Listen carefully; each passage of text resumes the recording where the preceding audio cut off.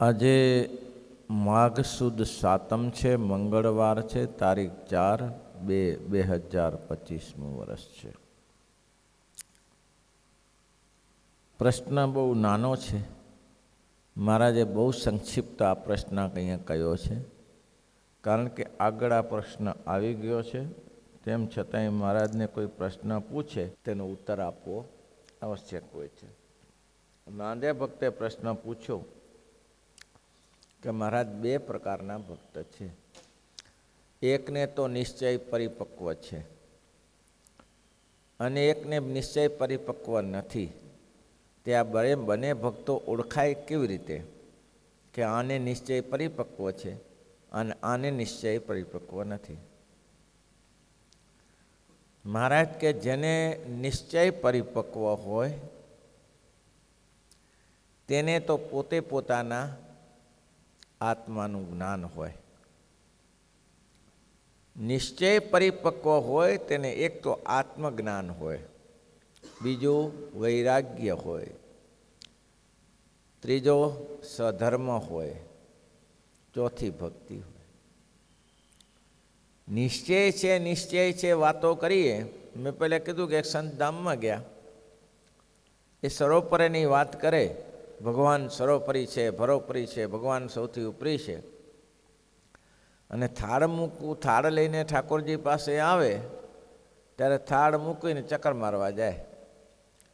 મેં કીધું તમને નિશ્ચય એટલો પરિપક્વ છે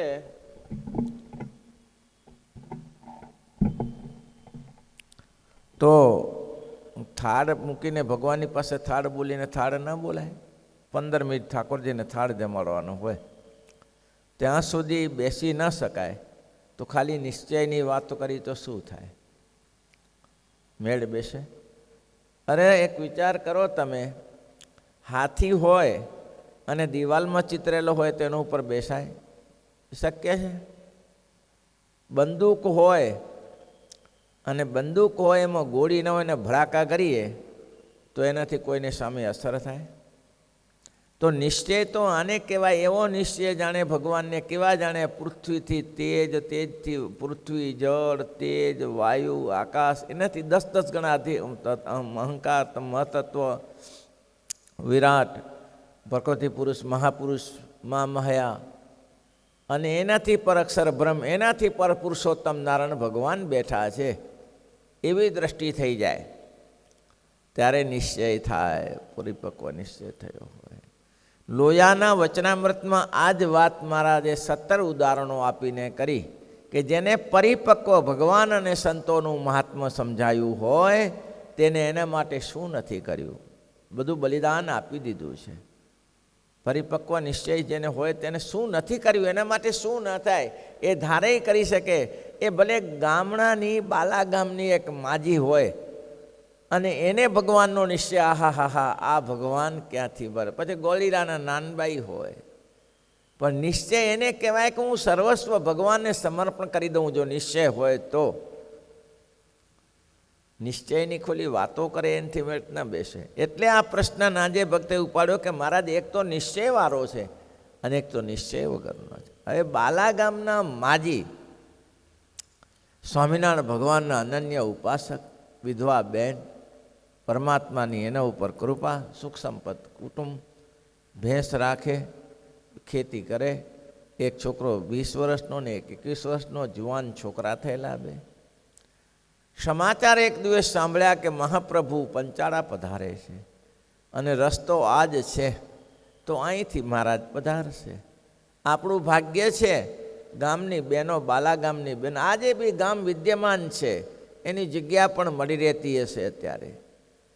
તો ગામની બહેનોને કહ્યું કે બહેનો, આપણે મહારાજ પધારે છે, 40-50 કાઠીઓ છે, પાણીના ઘડા જ ભરીને જઈએ અને મહારાજ તરસ્યા થયા હોય તો પાણી પાઈએ. આટલું તો આપણું કામ થઈ જાય. આનો નિશ્ચય. પાણી આખા ગામની બહેનોને પાણીના ઘડા પરાવીને રાહ જોઈ. અડધી કલાકે મહારાજ આવ્યા. મહારાજને જોઈને રાજી થઈ ગયા. આવો આવો મહારાજ પધારો, અમારા ગામને પવિત્ર કર્યું, જલપાન કરો. શ્રીજી મહારાજ ઘોડેથી નીચે ઉતર્યા અને પાણી પીધું બહેનનો ભાવ જોઈને અને બધા કાઠીઓને પાણી પાયું. મહારાજને કહ્યું મહારાજ આપ ઉતાવળા છો, હું જાણું છું, મારું ઘર અહીંયા છે, તો આપના જો ચરણારવિંદ પડી જાય તો મહારાજ કામ થઈ જાય. આવો અવસર ક્યાંથી મળી શકે? જેને નિશ્ચય હોય, પરિપક્વ નિશ્ચય હોય, એ શું ના કરે મહારાજ માટે? સર્વસ્વ અર્પણ કરી દે, જે કયો એ અર્પણ કરી દે. મહારાજ કે બેન બહુ રોકાવાય એવું નથી માજી, થોડું રોકાઈએ. અરે મહારાજ 5 મિનિટ તો ઘણી થઈ ગઈ, 5 મિનિટ મારે ઘરે પધારો. શ્રીજી મહારાજ પધાર્યા, બેસાડ્યા. હવે એટલો બધો ભાવ ઘેલી બેન બિચારી, એને થયો ઓહો, આ ક્યાં અક્ષરાધિપતિ પુરુષોત્તમ નારાયણ ને હું ક્યાં કીડી કિંજરનો મેલાપ જીવન જાણે.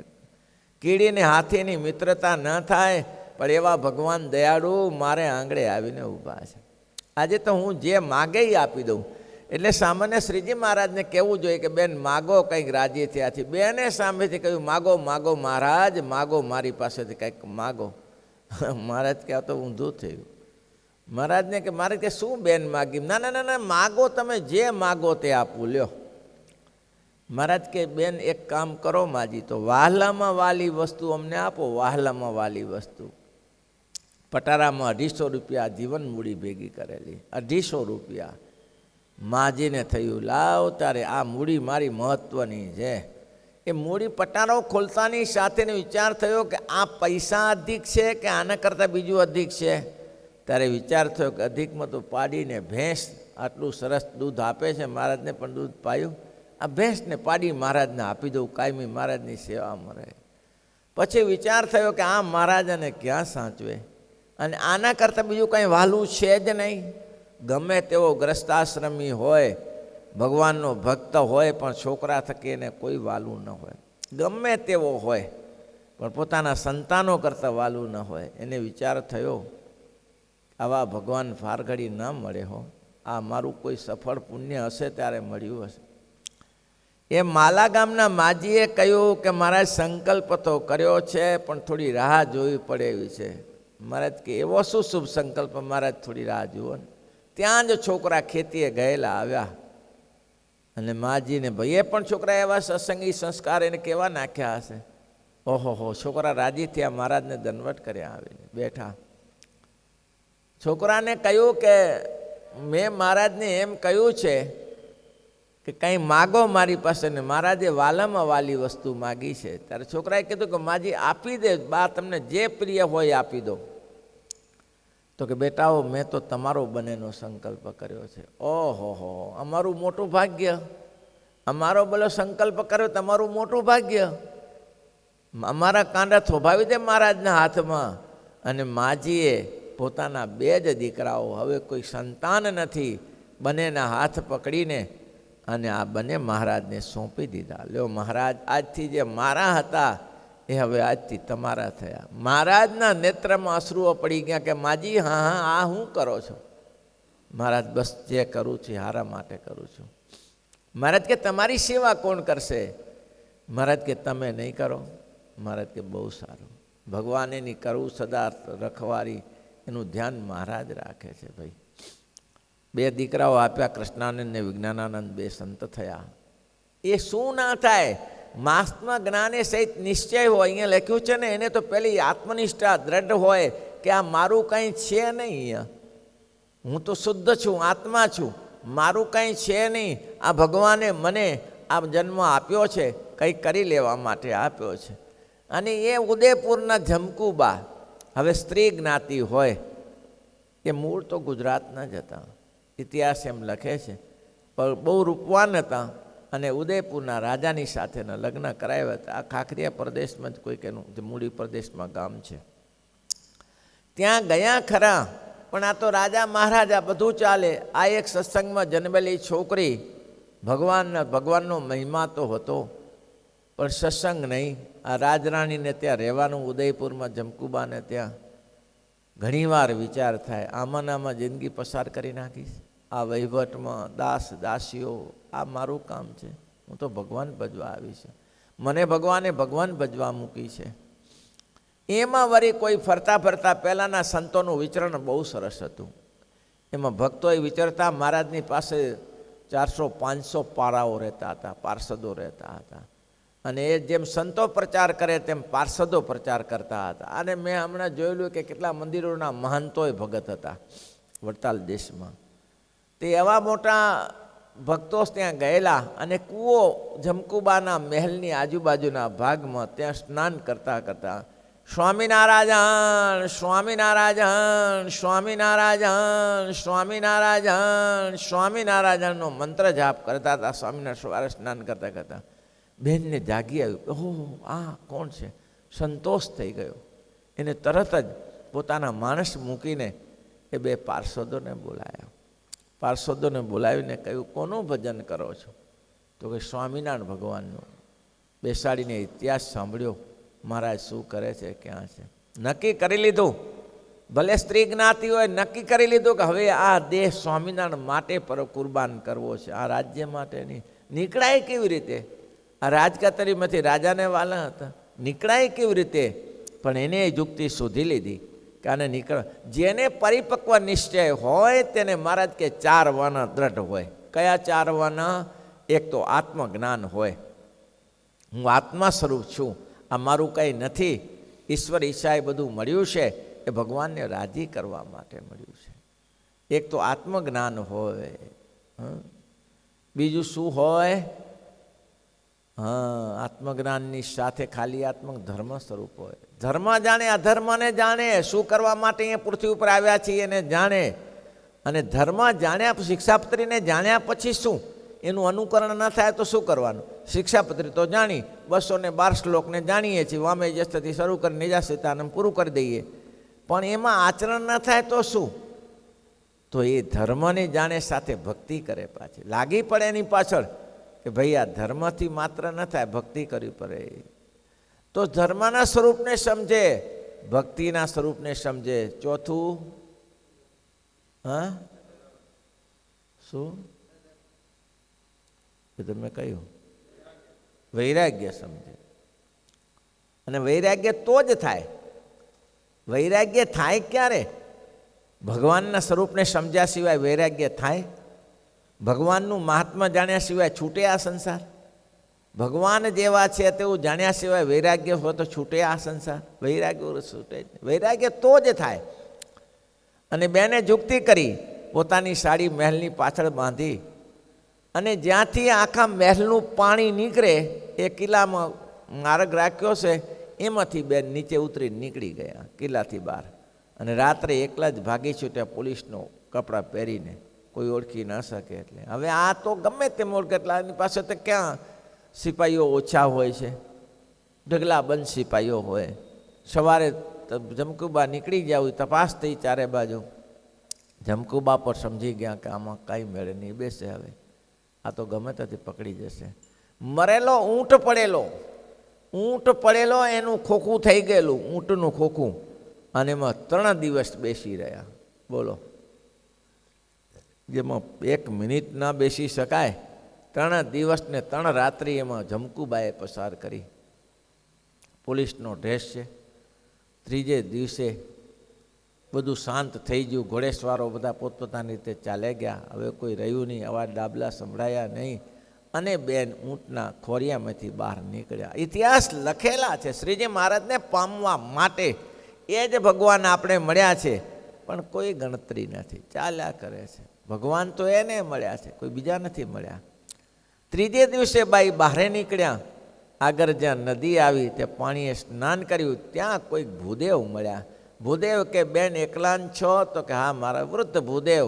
એકલા જ છો? તો કે હા પ્રભુ એકલી જ છું.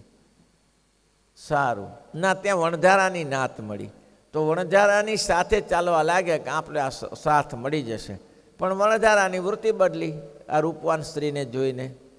એને એમ થયું, એને છોડી દીધો વણઝારાને કે આમાં નહીં મેળ બેસે. આગળ નદીએ બેઠા ઝાડ નીચે, ત્યાં ભૂદેવ આવીને કહ્યું, બેન કેમ એકલા બેઠા? તો કે પ્રભુ આવું છે, ચાલો કઈ બાજુ જવું છે? મારે સમાચાર સાંભળ્યા છે કે સ્વામિનારાયણ ભગવાન ગઢપુરમાં બિરાજે છે, અને મારે ગઢપુર જવું છે. ઓહ બેન, તો આપણે સાથ મળી ગયો, હું એ બાજુ જ જઉં છું. એમ? તો કે હા ચાલો ચાલો. ત્યારે બેને સ્નાન વિધિ પૂરી કરી. તરત મહારાજે કહ્યું કે લ્યો આ હું ટિફિન લાવ્યો છું, તમને અમારા બ્રાહ્મણ છીએ, તમને ખપશે? તો કે હા ચાલશે. જમ્યા અને ગાજતે વાજતે ધ્યાન રાખતા રાખતા મહારાજ છે ગઢપુટની સીમાડે પહોંચાડ્યા. અને જ્યાં ઉન્મત્ત ગંગાની પહેલે કિનારે ગયા ત્યારે બહેનો બધી કપડાં ધોતી હતી. એટલે બહેનોની વચ્ચે બેન ગયા એટલે કે અહીંયા આવશો ને, પુરુષના કપડાં પહેરે, અહીંયા આવશો નહીં, અહીં બધી બહેનો સ્નાન કરે છે. ત્યારે એને કીધું હું પણ બેન છું, પણ મારા રક્ષણ માટે મેં પોલીસનો ડ્રેસ પહેર્યો છે. હું સ્વામિનારાયણ ભગવાન ક્યાં છે? તો કે સ્વામિનારાયણ ભગવાન તો ગઢપુરમાં બિરાજે છે. સારું, તે ગઢપુર ગયા, મહારાજની પાસે બેઠા. મહારાજે તેને આરતા સ્વાગતા કરી બેસાડ્યા. જીવબાને લાડુબાને કહ્યું, ભગવાન તો અદૃશ્ય થઈ ગયા ત્યાંથી. પણ પછી ખબર પડી કે આજ હતા, એને જોયા તો નથી ભગવાનને. પછી એને ખબર પડી કે આજ મને લેતા લેતા આવ્યા. જમકુબાને પૂછ્યું કે બા કોની સાથે આવ્યા તમે? તો કે એક ભૂદેવ આવ્યા. પછી મહારાજે બધો ઇતિહાસ કહ્યો. જમકુબા સમજી ગયા કે આપ જ હતા. મહારાજે રાખ્યા, પણ મહારાજે કોઈને વાત ન કરી કે આ ઉદયપુરના રાજાના રાણી છે, એવી કોઈ વાત ન કરી. એવી સેવા કરે, વાસીદા વાળે, કચરા સાફ કરે, રસોઈ પાણીમાં ભાગ લે, શાક સુધારે, કપડાં ધોએ, બધું જ કામ કરે. ત્યાં એક દિવસ શ્રીજી મહારાજે પૂછ્યું જીવબા લાડુબાને, આ બેન આવ્યા છે એનું ધ્યાન રાખો છો? ત્યારે કીધું બેનનું અમે ધ્યાન નહીં રાખતા, બેન અમારું ધ્યાન રાખે છે. શું તમારું ધ્યાન રાખે? બધું જ કામ કરે છે, કચરા પોતા સફાઈ આ બધું એ જ કરે છે. મહારાજે કહ્યું એને જાણો છો કોણ છે? ના મહારાજ, અમને તો શીખવર પડે કોણ છે. મહારાજ કે ઉદયપુરના રાજાના રાણી છે, ભગવાન ભજવા માટે આ હિસ્ટ્રી છે ને આ રીતે આવ્યા છે. ઓહો મહારાજ, હવે ધ્યાન રાખીશું. પણ ધ્યાન તો રાખીશું, પણ જેને અંદરમાં ઈચ્છા છે, મહાત્મા છે, એ કંઈ સેવા છોડી ના દે. એ તો કે ના, મને આ સેવા કરો દો, મને આ લાભ નહીં મળી શકે. પણ સ્વામિનારાયણ ભગવાને જાણ્યું કે અહીં ખતરો છે. કેમ? તો કે ઉદયપુરના મહારાણાને ખબર પડશે તો અહીંયાથી લીધા વગર નહીં રહે. એટલે એ જ સમયે ગંગાદાસભાઈ આવેલા, ગંગાદાસભાઈ ભુજથી આવેલા, બહુ વૃદ્ધ માણસ, અને એને કહ્યું કે આ સંભાળીને જમકુબાને ભુજ લઈ જાઓ. અને જમકુબાને ભુજ લઈ ગયા અને લાધીબાને સોંપ્યા. લાધીબાની સાથે જમકુબાની સાથે રહ્યા. બોલો, એવી સાધના, દેહનો અધ્યાસ છોડી દીધો. શું ખાવું શું પીવું અધ્યાસ. જેને પરિપક્વ નિશ્ચય હોય ભગવાનનો, તે મહારાજ કે શું ના કરી શકે? આ ધારેય કરી શકે. શું ના કર્યું સંતદાસજીએ? દેહનો અધ્યાસ ગયો, પરમાત્માના સ્વરૂપનો સમજાણું તો હમીસર તળાવમાં પડે અને એ ક્યાં નીકળે? બદ્રિકાશ્રમમાં નીકળે. સંતો કે મહારાજ સંતો રહ્યા. મહારાજ કીધું ના રે, પહોંચી ગયા. કે બદ્રિકાશ્રમમાં નીકળે. અને બદ્રિકાશ્રમમાં નીકળ્યા પછી 6 મહિના જેતલપુરના દેવ સરોવરમાં આવ્યા, કાંઠે બેઠા. કેટલી અલિપ્ત આ પરમાત્માનું સૂક્ષ્મ સ્વરૂપ જાણે. કેવા? તો કે કેવા? પૃથ્વી જળ તેજ વાયુ આકાર અહંકાર મહતત્વ વિરાટ, અને તેથી પર પ્રકૃતિ પુરુષ મહાપુરુષ અક્ષર બ્રહ્મ, અને તેથી પર બેઠા એવા ભગવાન પુરુષોત્તમ નારાયણનું જો મહાત્મા સમજાઈ જાય તો એને આ લોકના આવરણ બધા ટળી જાય. હમીસરમાં પડીને ત્યાં નીકળવું કેવી રીતે? પણ એને માઇક ભાવને, આત્માને આત્મજ્ઞાન એટલે માઇક ભાવ ટાળી નાખ્યો શરીરમાં. અને ત્યાં નીકળ્યા. બદ્રિકાશ્રમમાંથી પાછા ફરતા ફરતા દેવ સરોવર આવ્યા. આસજીભાઈ હતા, તો સ્નાન કરવા ગયેલા. આસજીભાઈએ કહ્યું કે બાબાજી, આમ નગ્ન ફરે તો કલ્યાણ ન થાય. એમ થયું શું? રસ્તા ઉપર ચાલતા ચાલતા આ દિગંબર માણસ, આ મલમસ્ત માણસ, તે કોઈ કંઈ કપડાં ખેંચી લીધા રસ્તામાંથી. કપડાં હતા ખેંચાઈ ગયા, હવે દિગંબર હતા. આપણે સુખદેવજીની વાત કરી, પણ આના જેવો મોટો સુખદેવજી ક્યાં મળી શકે કળિયુગમાં? એમ કહેવાય કે સુખદેવજી દિગંબર થઈને કથા કરવા માટે આ લોકો છાણ નાખ્યું, કાદવ નાખ્યા, કીચડ નાખ્યું, બધું કર્યું, પણ આપના સુખદેવજી જ છે. જો લો કાંઈ અસર નથી. એટલે અલમસ્ત ફરતા ફરતા અહીં નીકળ્યા દેવ સરોવરે. આસજીભાઈ કે આમ કલ્યાણ ના થાય બાપજી, અત્યારે પ્રગટ ભગવાનના સંતો અહીં વિચરે છે, ચાલો મારા આશ્રમ ચાલશો? તો કહા ચાલો. સાથે ગયા. મંદિરમાં સંતો હતા. એ સંતોએ પણ આવું જ વિચાર્યું કે આ ક્યાંથી આવા બાબા કે આલે બાબા, આમ તો પક્ષીઓ પણ ઉઘાડા ફરે છે, પશુઓ ઉઘાડા ફરે છે, કોઈનું કલ્યાણ થતું નથી. તમારે કલ્યાણ જોતું હોય તો આ સત્સંગમાં રહો અને સત્સંગની સેવામાં જોડાઈ જાઓ. ત્યારે ધીમે રહીને કહ્યું કે અહીં મુક્તાનંદ સ્વામી અહીં છે, ગોપાળાનંદ સ્વામી ક્યાં વિચરે છે અત્યારે? પછી ખબર પડી વ્રજાનંદ કરીને બહુ શ્રીજી મહારાજની સાથે ફરનારા મોહનદાસી વ્રજાનંદ સંત થયા હતા. એ વ્રજાનંદ સંતે કહ્યું કે તમે સંતદાસજી? તો કે જી હા. ઓહો, પછી તો સંતોના આંખમાં આંસુ આવી ગયા કે આને ઉપદેશ દેવાય, આને ઉપદેશ દેવાય. આતાર પાતારથી પર વર્તે છે માણસ. પછી તો નવડાયો, ધોળાયા, કપડાં પહેરાયા, વાળ ઉતરાવ્યો અને મહારાજની સાથે પછી કરિયાણા ગામમાં મળ્યા. કોઈ કહે છે કારિયાણીમાં મળ્યા, કરિયાણામાં મળ્યા. જેને પરમાત્માનો નિશ્ચય હોય, પરિપક્વ નિશ્ચય, એ શું ના કરી શકે? ભગવાનને માટે ને સંતને માટે શું ના કરી શકે? જેને પરિપક્વ નિશ્ચય હોય તેને. પણ મહારાજ કે આ નિશ્ચયના લક્ષણ છે. છોકરા આવ્યા લાગે, શ્રીપતિમ શ્રીધરમ